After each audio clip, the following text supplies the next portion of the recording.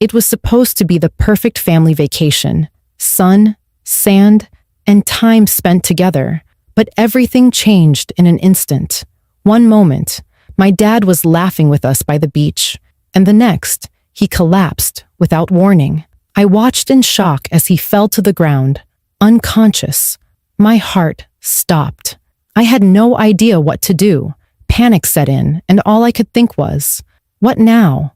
The decision I made in these first few moments, could it have saved his life? I didn't know if I was doing the right thing, but I couldn't wait. It was our long-awaited family vacation. After months of stress and busy schedules, my mom, dad, brother, and I finally made it to the beach resort. We had all been looking forward to this. The weather was perfect: clear skies, warm sunshine, and the sound of the ocean in the background. The kind of setting that just makes everything seem right. I was excited to spend time with my family, especially my dad. We'd had a tough year. Work had been stressful, and we hadn't had much time to just relax and be together. But this vacation was going to change that. It was our chance to reconnect, to make memories. I was feeling good, happy, relaxed, and grateful to be there. I couldn't remember the last time I felt this at peace. We spent our first day exploring the resort, swimming in the ocean, and enjoying the beach. My dad, who's usually the energetic one, was in his element, laughing, joking, and playing beach volleyball with Alex, my younger brother. I watched them, thinking about how lucky we were to be together, to just enjoy the moment. That evening, we had a family dinner at one of the resort's restaurants. The table was full of laughter, food, and conversation. It felt like everything was perfect. I looked around at my parents, my brother, and thought, this is what I've been waiting for. But I had no idea that just a few minutes later, everything would change. What seemed like a normal evening would turn into a nightmare that would test me in ways I wasn't prepared for. As we finished up dinner and started to head out, my dad stood up and suddenly looked unsteady on his feet. At first, I thought he was just tired from all the activity. He had been pushing himself a lot lately. But then he collapsed. My heart dropped into my stomach. I heard my mom scream, and I rushed to his side. In that moment, I couldn't think. I was frozen. I remember looking down at him, feeling completely helpless. I could see his chest rise and fall, but his face was pale. My brain was screaming, what do I do now? But I couldn't make a move. It felt like everything around me was moving in slow motion. My brother, Alex, was standing there, staring, unsure of what to do. My mom was beside herself, calling out to him, her voice shaky with panic. I felt like I was in a nightmare, just waiting for someone to tell me this wasn't real, that this wasn't happening. But it was happening, and I had to make a decision. But the problem was, I didn't know what the right decision was. Everything happened so fast. 1 second, my dad was standing up from the table, laughing and making a joke with Alex. And the next, he was on the ground. I remember the way his body hit the floor. It was so sudden, so jarring. It took me a moment to even process what had happened. It was like the world around me stopped moving, and I was stuck in a frozen frame. My dad wasn't moving. My breath caught in my throat. This isn't real. He's fine. This is just a bad fall. But when I kneeled beside him, I saw that it wasn't just a fall. He was out cold. His breathing was shallow, his pulse weak. I felt a wave of panic hit me like a freight train. Dad! Dad! I called out, shaking him gently. No response. His face was pale, and the fear that had started as a flutter in my chest was now a full-blown panic. I couldn't even think straight. My mind was a blur. What do I do? What do I do? My mom screamed his name, and I could hear her voice breaking. She was already on the phone with emergency services, but I had no idea how long it would take for them to arrive. I had never been in a situation like this before. I'd seen it on TV, heard stories from friends, but never in a million years did I think it would happen to us, especially not on this vacation. Not here, not now. I looked at Alex, who stood frozen in place, his face pale. He wasn't saying anything, just staring. I needed him to help. I needed him to snap out of it. "Alex, help me," I shouted, but even my voice sounded distant, as if it wasn't really mine. He didn't move. I looked down at my dad again, and for the first time, the reality hit me. I was alone in this. It wasn't just about getting help from the paramedics or waiting for the right person to show up. I had to make a decision, and I had to make it now. CPR. The word flashed in my mind, but I wasn't sure if I remembered all the steps. I had taken a basic first aid and CPR course years ago, but I hadn't practiced since. Was I even doing it right? Was it too late? Was I wasting precious time trying to figure it out? My hands were shaking uncontrollably, and I had to focus. I knew my dad's life could depend on what I did next, but I wasn't sure if I was capable of handling this. My father, the man who had always been the strong one, the one who had supported me through everything, he needed me now, and I didn't know if I was enough. I leaned over him, my hands hovering for a moment, before I pushed down on his chest. The rhythm didn't feel right. It felt wrong, like everything inside me was screaming, "This is a mistake." But there was no time to second-guess myself. I did what I had been trained to do, pushing harder, faster, trying to force myself to remember every single detail of the training I had taken years ago. Was I pressing too hard? Was I pressing too softly? Every time I paused to check his pulse, I felt that surge of panic all over again. What if I'm doing this wrong? What if I'm too late? My mom was still on the phone with emergency services, her voice frantic. I could hear her in the background, trying to describe the situation, but I couldn't pay attention to what she was saying. My focus was entirely on my dad. I could feel my body start to tremble from the sheer stress. I was worried I was too out of control to help him, but I knew I couldn't stop. Not now. Not when I was so close. My hands were getting tired, but I kept pushing. Time felt like it was stretching out forever. Every second was a question. Every minute that passed felt like an eternity. I could hear the distant sound of sirens, but they seemed so far away. I needed to keep going. I didn't know if this was enough or if it would even help, but I had to try. It felt like all the responsibility for his life was on me in that moment, and I couldn't let go. Please, let him be okay. Please don't let this be the end. The confusion in my mind started to fade a little as I forced myself to focus. I kept counting the chest compressions, reminding myself to stay calm, to focus on what I knew, but doubt still crept in. Am I doing this right? Is he going to make it? Everything was happening so fast, and at the same time, it felt like it was moving in slow motion. My mind kept going back to the moment it all began. Was this really happening? Was I really the one who had to step up?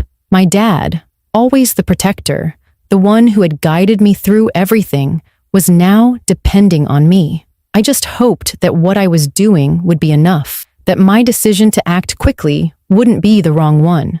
I could feel the weight of every second, each one passing by like a ticking clock that was counting down to something I didn't want to face. My hands shook uncontrollably as I continued with the chest compressions. But the fear in me was just as strong as the urgency to act. I had to stay focused.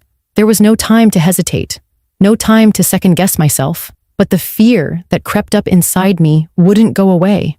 My dad was still unresponsive, his pulse faint and erratic. His chest barely rose and fell as I tried to keep the rhythm of CPR steady, but it felt like I was failing him. My heart pounded in my chest as I glanced at my mother. She was still on the phone, her voice trembling as she tried to get more details from the emergency dispatcher, but I couldn't focus on what she was saying. All I could hear was the sound of my own breathing, the harshness of the air rushing in and out of my lungs, and the occasional desperate cry from my mom as she asked if help was coming. I looked at Alex again, and this time, he seemed to snap out of his daze, though he looked just as terrified as I felt. He knelt beside me, and for a moment, I thought he was going to help, but his hands remained at his sides, his face filled with confusion and fear. He didn't know what to do, and neither did I. I could feel the pressure mounting. My dad needed me, and I had no idea if I was doing the right thing. It was as if everything I'd learned during that CPR class years ago had left me. My mind raced with questions. Was I doing it right? Was it too late? I looked at my father's face again, and all I saw was a man who had always been there for me. How could he be lying there, motionless, while I struggled to do something, anything, that would help?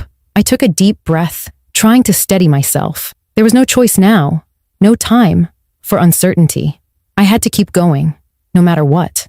It didn't matter that I wasn't sure of myself, that I wasn't sure if I was even doing it right. If I stopped now, I might never forgive myself. I might lose my father forever. No, I couldn't let that happen. I refocused on the task at hand, forcing my hands into the rhythm I could barely remember, my heart still racing. My body was aching from the effort, and sweat poured down my face, but I couldn't stop. I kept repeating to myself, I need to keep going. I need to keep going. Every second felt like it was dragging on for an eternity. My mind was a whirlwind of thoughts and doubts. But the one thing I could hold on to was this. If I didn't act, if I let fear and doubt take over, my father might not make it. The sound of sirens grew louder in the distance, but it felt like they were moving farther away rather than closer. Why was it taking so long? The paramedics should have been here already. I glanced at my mom, who was still on the phone, and I could see her face, pale, filled with worry, and strained with the same fear I felt in my chest. She was helpless, just like me. She was waiting for the help that seemed to be taking forever to arrive. We both were. And then, just as my arms began to feel like they would give out, I noticed a subtle change. My dad's chest rose slightly more than before. His breathing, though shallow, was a little stronger. I held my breath, hoping it was a sign of life, but I didn't stop. I couldn't stop yet. I pushed again, and this time, the response felt a little more solid. My hands, shaking with exhaustion, continued the compressions, but my hope had grown, just a little. Maybe there was a chance. The sirens were getting closer, and for the first time, I felt like I wasn't alone in this. My dad's pulse was weak but steady, and for the first time in what felt like forever, I allowed myself to believe that maybe, just maybe, he was going to make it. But I couldn't stop. I couldn't stop until the paramedics were here, until I knew for sure that help had arrived. The minutes felt like hours, but I kept my focus on him, on his breathing, on every move I made. My dad was depending on me, and I had no choice but to keep fighting for him. Even if I wasn't sure I was doing everything perfectly, I had made my decision. I wasn't going to give up. Not now. Not when I was this close to getting him the help he needed. The next few minutes felt like hours. I could hear the sirens now, getting closer with every passing second, but it felt like they would never reach us. My arms were burning from the effort, and sweat was dripping down my face, mixing with the salt water from the beach. My heart pounded, matching the rhythm of my chest compressions. I kept pushing, refusing to stop, even as the doubt gnawed at me. Am I doing this right?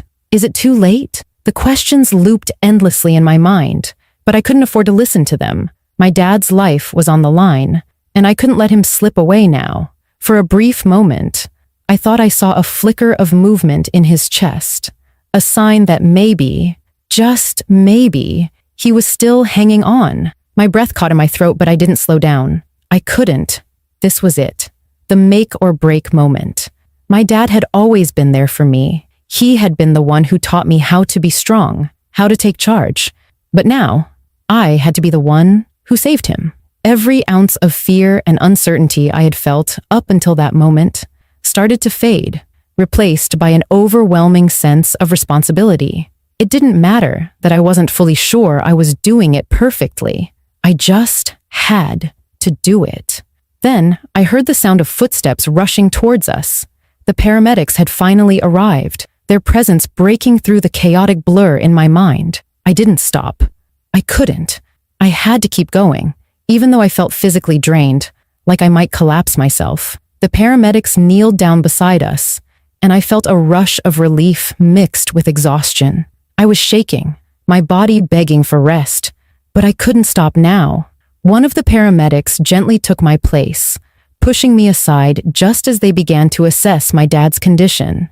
I was still holding my breath, hoping that my efforts had been enough. The paramedic quickly checked for signs of life and then turned to his partner. "He's alive," he said, and for a moment I thought I had heard him wrong. Alive? It felt like my heart leaped out of my chest. I finally let out a breath I didn't realize I had been holding. My dad wasn't gone. He wasn't lost to me. The paramedics worked swiftly, stabilizing him and loading him onto a stretcher. They moved efficiently, but the moments felt long. My mind raced with the fear of what might come next. Would he be okay? How bad was it? The sight of the paramedics lifting my dad and rushing him to the ambulance felt like a dream. It all happened so fast, but there was a strange sense of peace in knowing that I hadn't given up, that I'd made the right choice, even when I wasn't sure I could handle the weight of it. I walked with my mom and Alex to the ambulance, feeling a strange mix of relief and disbelief. My mother, her face pale with worry, reached for my hand. I squeezed it tightly, trying to steady her, trying to steady myself. We climbed into the ambulance together, my heart still racing in my chest. The ride to the hospital was quiet, except for the sound of the sirens, and I couldn't help but replay the whole situation in my mind. I thought about how close I had come to losing him, how much responsibility I had felt in those first moments of panic. But now, all I could do was hold on to hope that my dad was going to be okay. When we arrived at the hospital, the doctors took over, and I felt a new wave of fear wash over me. The uncertainty of not knowing if he would be okay lingered in the air, but after what felt like hours of waiting, a doctor finally came out to speak with us. "Your father is stable now," he said. "We've managed to stabilize his heart. He's going to be okay." I let out a breath I didn't realize I'd been holding. I looked over at my mom, who had tears in her eyes. She hugged me tightly. "You saved him," she whispered, and in that moment, I realized that I had. Even when I didn't know if I was making the right choice, I had acted. I had done everything I could. My father was still here with us. As we sat in the waiting room, I thought about how quickly everything had changed. One minute, I was enjoying a vacation with my family, and the next, I was fighting to keep my father alive. The decision I had made had been the hardest of my life, but it was also the most important. I didn't know if it was the right decision at the time, but in the end, it didn't matter. I had done what I could, and that's what mattered. The experience left me shaken, but it also taught me something powerful, that in moments of uncertainty, the only thing you can do is act. Fear and doubt might cloud your mind, but taking action, even when you're unsure, can make all the difference. And in that moment, I realized that I was capable of more than I ever thought. I had saved my father's life, and I wouldn't trade that feeling for anything in the world. The days that followed felt like a whirlwind. My dad was in the hospital for a while, recovering, and I spent every moment by his side. The doctors assured us that his condition was stable and that he would make a full recovery, but it was hard to shake the images of that day. His body lying motionless on the ground, the panic in my chest, and the overwhelming uncertainty that had gripped me. I couldn't help but replay the events over and over in my mind. Had I really made the right choice? What if I had hesitated even a second longer? What if the decision to act hadn't been enough? These questions continued to haunt me, even as the doctors assured me that I had done everything right. But as the days passed and my dad regained his strength, I began to realize something. The moment that had felt like an eternity, when I was frozen in fear, questioning every move I made, had ultimately shown me a new side of myself. The strength I had found within myself in those moments of crisis was something I hadn't fully understood until afterward. I had always been the one to rely on my dad, the one who had looked to him for guidance and support. But in that moment, when he needed me the most, I was the one who had stepped up, and I was the one who made the decision to save him. That realization hit me harder than I expected. I had always thought of myself as capable, but facing a life or death situation like that put everything into perspective. I wasn't just the daughter anymore. I was someone who could make tough decisions in moments of panic, someone who could act even when fear threatened to overwhelm me. It wasn't something I had known about myself until that day, and it was something I would carry with me for the rest of my life. As my dad continued to improve, I noticed something else. Our family's bond was stronger than it had ever been. The experience had shaken all of us, but it had also brought us closer together. My mom, who had always been the calm, supportive one, was now more open about her own fears and vulnerabilities. Alex, who had been paralyzed with fear in the moment, became more involved in helping Dad recover. We all had a new appreciation for each other, for the moments we took for granted, and for the fragility of life. I also learned something important about my dad during his recovery. He had always been the rock of the family, the one who held everything together. But that day, I was the one who had held him together, in a way. He had always been the protector, the one who made sure we were safe and cared for. But I realized that he had always given us the strength to face challenges, even when he was the one who needed saving. In the weeks that followed, I started to reflect on the bigger picture. Life is unpredictable. In an instant, everything can change. One moment, you can be enjoying a sunny day with your family, and the next, you could be facing the possibility of losing someone you love. I realized how important it is to appreciate the moments we often take for granted, the time spent together, the laughter, the quiet moments. We can never be sure what tomorrow will bring, but we can make the most of today.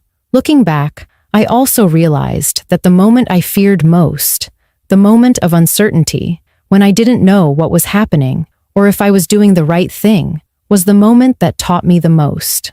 I had to trust myself, even when I felt unsure. The decision to act wasn't easy, and I wasn't perfect in those moments. But the fact that I acted at all made all the difference. It wasn't just about saving my father's life. It was about learning to trust myself in moments of chaos, to step up when everything seemed uncertain. As my dad recovered and we returned home, life slowly returned to normal. But I knew I would never be the same. I had learned the power of action in the face of fear, the importance of being present when it matters most, and the strength that comes from trusting yourself, even when everything around you feels out of control. My dad was still here with us, and we had all learned something valuable. Life is unpredictable, but the courage to act when it matters most is something we can all carry with us. And I would never forget that, no matter what came next.